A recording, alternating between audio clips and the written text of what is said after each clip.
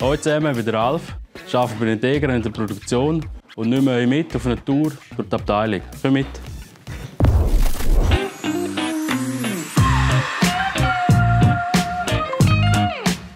Integra hat 2 Produktionsstandorte, einen in den USA und einen hier in der Schweiz in Sitters. Unsere Aufgaben sind, Laborgeräte zusammenzubauen, von A bis Z, zu testen und Versand bereit zu machen.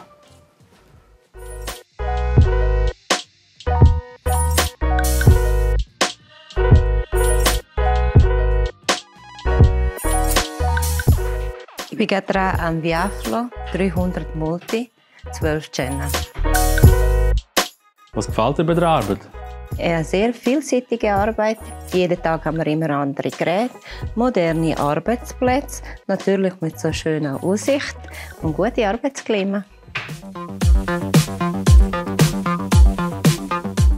Es ist sehr familiär. Es ist ein sehr lockerer Umgang vom Mitarbeiter bis zum Chef. Man unterstützt einander, man ist füreinander da.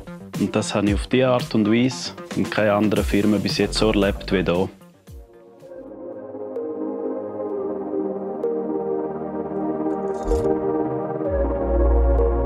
Netti, was gefällt dir bei der Integra am besten?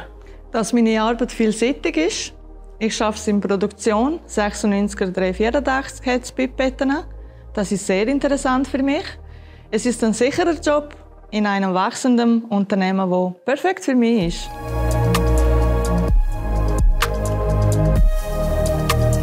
Wichtig für mich sind Ferien, Lohn und Sozialleistungen, die wirklich super sind hier.